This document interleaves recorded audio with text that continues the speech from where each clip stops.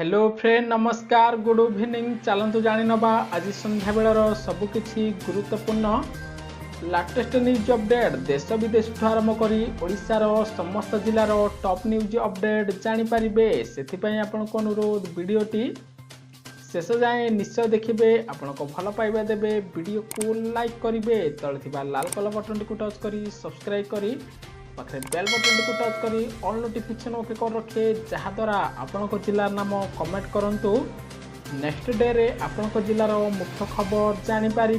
परवर्ती खबर ओडिशार समस्त स्कूल को लगिला कोरोना कटकणा स्कूल रे पाठ पढ़ा छड़ा अन्य कार्यक्रम मना गणशिक्षा विभाग देले बड़ निर्देश। सूचना अनुसार अन्य राज्य रे कोरोना संक्रमण वृद्धि पाइबा परे ओडिशा को कोरोना भय घारिलाणी पुणी थरे जेमिति राज्य रे संक्रमण न बढ़िबो सेथिपाई सरकार प्रस्तुति आरंभ कर देइचंती कारण राज्य रे एबे एबे स्कूल खुलिथिबारु एथिपति विशेष दृष्टि देबाकू गणशिक्षा विभाग निर्देश देइची। एथिरे स्कूल गुडी को सैनिटाइजर करबाकू चिठी रे निर्देश दिया जाइची। एहा सहित स्कूल रे पाठ पढ़ा व्यतीत अन्य कोनोसी कार्यक्रम करबाकू बारण कर ताहा सहित छात्र छात्री माने जेपरी मास्क पिंधिबा सामाजिक दूरता रक्षा करबा हाथ धोइबा सैनिटाइजर और थर्मल स्कैनिंग व्यवहार करने को बाध्यतामूलक कर जाइथिबार सूचना मिली। जदि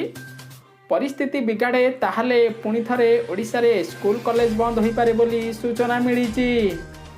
परवर्ती खबर परिस्थिति बिगिड़िले लॉकडाउन होई पारे ओडिशा रे स्वास्थ्य मंत्री को बड़ अपडेट। सूचना अनुसार ओडिशा रे कोरोना स्थिति नहीं स्वास्थ्य मंत्री नव दास प्रतिक्रिया रखिछंती। से कहिछंती बहुत कष्ट रे कोरोना नियंत्रण को आसीछि हेले एबे भी समस्त को कोरोना कटकणा मानिबा को पड़िबो कारण मंत्री कहिछंती जे जदि जनसाधारण कोविड कटकणा पालन करंती ताहाले हमकु आउ ओडिशा रे लॉकडाउन करबा को पड़िबनी किंतु परिस्थिति जदि खराब होए ताहाले ओडिशा रे मध्य आगामी दिन रे लॉकडाउन होई पारे बोली स्वास्थ्य मंत्री नव दास अपडेट देइचंती। सेथिपे आपण बाहर को गले मास्क और सैनिटाइजर व्यवहार करने को निश्चय चेष्टा करंतु। परवर्ती खबर मद बेपार रे कोरोना माड़। सूचना अनुसार कोरोना जोगु ओडिशा रे माड़ पाइछि मद बेपार 2019-20 और 2020-21 तुलन रे रिपोर्ट रु एभली चित्र सामना को आसीछि। अबकारी विभागर तथ्य मुताबक 2020 एप्रिल 2021 जनवरी मध्य बियर कारोबार 64.55% ह्रास पाई। सेहीपरि विदेशी मद बा फॉरेन लिकर कारोबार मध्य गत वर्ष तुलन में चलित वर्ष 27.76% ह्रास पाई। कोरोना लॉकडाउन और शटडाउन जोगु एभली स्थिति देखा जाइथिबार सूचना मिली।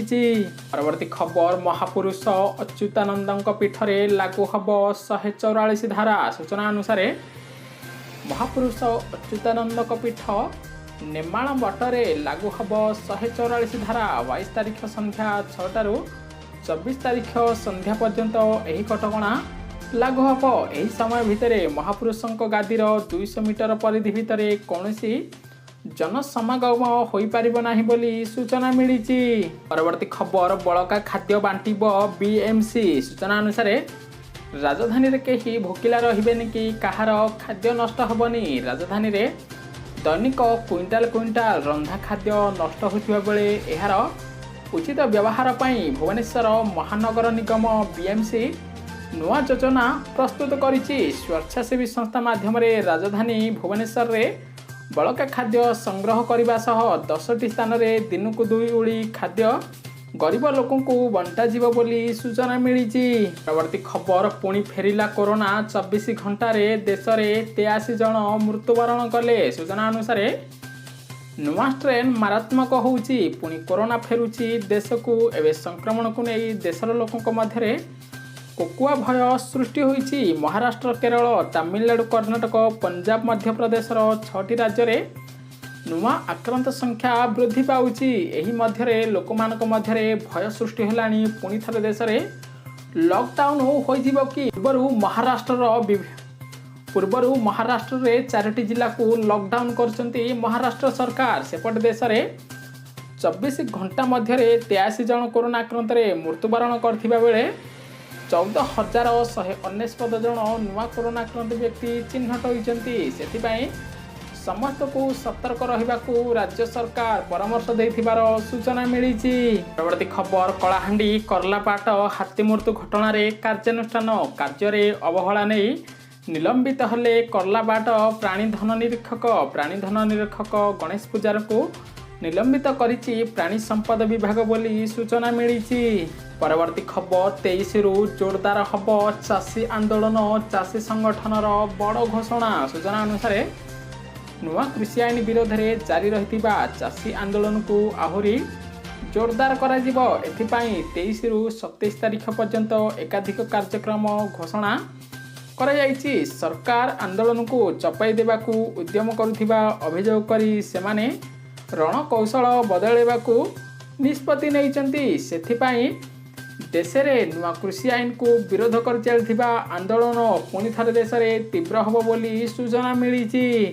ପରବର୍ତ୍ତୀ ଖବର, ଛତିଶଗଡ଼ରେ କୋରୋନା, ଓଡ଼ିଶା ଛାନିଆ, ଗଞ୍ଜାମରେ କୋରୋନା ଚିହ୍ନଟ କଥା ଗୁଜବ। ସୂଚନା ଅନୁସାରେ ଛତିଶଗଡ଼ରେ କୋରୋନା ସଂକ୍ରମଣ ଓଡ଼ିଶାକୁ ଛାନିଆ କରିଛି। ଏନେଇ ରାଜ୍ୟରେ ଆଗୁଆ ପଦକ୍ଷେପ ନିଆଯାଉଥିବା ବେଳେ ଗଞ୍ଜାମ ଜିଲ୍ଲାରେ ଉଠିଛି ଲକଡାଉନ୍ ଗୁଜବ। କୋରୋନା ସଂକ୍ରମଣ ବଢ଼ୁଥିବା ଶୁଣି ଗଞ୍ଜାମରେ ଲକଡାଉନ୍ ହୋଇଥିବା କଥା କିଛି ଲୋକ ଗୁଜବ କରୁଛନ୍ତି। ଏହା ସମ୍ପୂର୍ଣ୍ଣ ଭିତ୍ତିହୀନ ବୋଲି ଟ୍ୱିଟ୍ କରି ସୂଚନା ଦେଇଛନ୍ତି ଗଞ୍ଜାମ ଜିଲ୍ଲାପାଳ ବିଜୟ ଅମୃତ କୁଲାଙ୍ଗେ। ପରବର୍ତ୍ତୀ ଖବର, ମାଳଦ୍ୱୀପକୁ $5 କୋଟି ପ୍ରତିରକ୍ଷା ଋଣ ଯୋଗାଇବ ଭାରତ।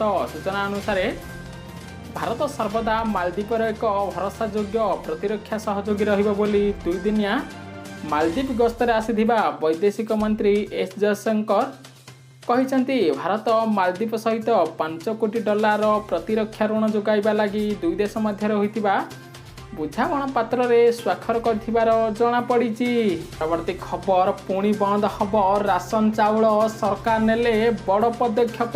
ସୂଚନା ଅନୁସାରେ ମହାମାରୀ କୋରୋନା ବେଳେ ରାଜ୍ୟ ସରକାରଠୁ ଆରମ୍ଭ କରି କେନ୍ଦ୍ର ସରକାର ରାସନ କାର୍ଡଧାରୀଙ୍କୁ ମାଗଣାରେ ଚାଉଳ, ଗହମ, ଡାଲି 1000 ଟଙ୍କା ବଣ୍ଟନ କରିଥିଲେ। କିନ୍ତୁ ବର୍ତ୍ତମାନ ମୋଦି ସରକାର ବହୁତ ବଡ଼ ପଦକ୍ଷେପ ନେଉଛନ୍ତି। ଯେଉଁମାନଙ୍କର ପୁରୁଣା ରାସନ କାର୍ଡ଼ ବା ନକଲି ରାସନ କାର୍ଡ଼ ବନେଇଥିଲେ ସେମାନଙ୍କ ରାସନ କାର୍ଡ଼କୁ ବନ୍ଦ କରିବେ ମୋଦି ସରକାର। ଏଥିରେ 2011 ମସିହା ବା 2012 ମସିହା ପୂର୍ବରୁ ଯେଉଁମାନେ ନକଲି ହିତାଧିକାରୀ ନକଲି ଡକୁମେଣ୍ଟ ଦେଇ ରାସନ କାର୍ଡ଼ ବନେଇଥିଲେ ସେମାନଙ୍କର ରାସନ କାର୍ଡ଼କୁ ବନ୍ଦ କରାଯିବ।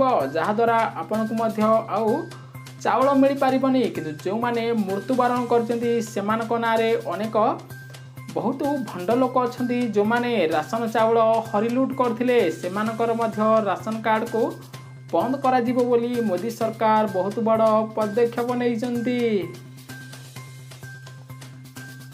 ପରବର୍ତ୍ତୀ ଖବର, ଆଜିଠୁ ରାଜଧାନୀ ଭୁବନେଶ୍ୱରରେ କଡ଼ାକଡ଼ି ହେବ କୋରୋନା କଟକଣା, ନିୟମ ନ ମାନିଲେ ଗଣିବାକୁ ପଡ଼ିବ ଦଣ୍ଡ। ସୂଚନା ଅନୁସାରେ ବିଦେଶୀ ଷ୍ଟ୍ରେନ୍କୁ ନେଇ ବଢ଼ୁଛି ଭୟ।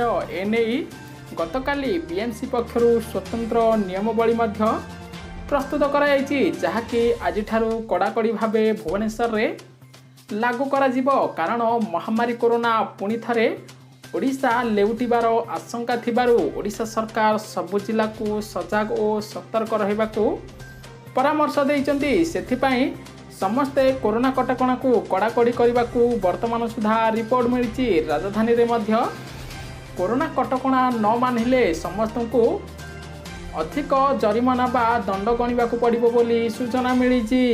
ପରବର୍ତ୍ତୀ ଖବର, ହଜାର ହଜାର ନିର୍ମାଣ ଶ୍ରମିକ ଗାୟବ, ଫେରିଯିବ 1.49 କୋଟି ଟଙ୍କା। ସୂଚନା ଅନୁସାରେ ଶିଳ୍ପ ସମୃଦ୍ଧ ଯାଜପୁର ଜିଲ୍ଲାକୁ କୋରୋନା ବେଳେ ଲକ୍ଷାଧିକ ପ୍ରବାସୀ ବିଦେଶରୁ ଫେରିଲେ। ତେବେ ଆଶ୍ଚର୍ଯ୍ୟର ବିଷୟ, ଜିଲ୍ଲାରେ ପ୍ରାୟ 10,000 ରାସନ କାର୍ଡ଼ଧାରୀ ଉଭାନ ହେବା ପରି 9,954 ଜଣ ନିର୍ମାଣ ଶ୍ରମିକ ନିଖୋଜ ହୋଇଯାଇଛନ୍ତି। ଫଳରେ ନିର୍ମାଣ ଶ୍ରମିକ ପାଇଁ ଆସିଥିବା ଅନୁଦାନର 1,49,31,000 ଟଙ୍କା ବଣ୍ଟନ ନ ହୋଇ ଗତ ଏପ୍ରିଲ ମାସରେ ପଡ଼ିଥିବାର ଜଣାପଡ଼ିଛି। ସେପଟେ ରାଜ୍ୟ ସରକାର ମନରେଗା ଯୋଜନାରେ ସମସ୍ତଙ୍କୁ କାମ ଯୋଗାଇ ଦେବା ପାଇଁ ଅର୍ଥ ପ୍ରଦାନ କରୁଥିଲେ। ଏପଟେ ଶ୍ରମିକମାନେ ନିଖୋଜ ଥିବାରୁ କୋଟି କୋଟି ଟଙ୍କା ପୁଣି ଥରେ ଫେରିଯିବ ବୋଲି ସୂଚନା ମିଳିଛି।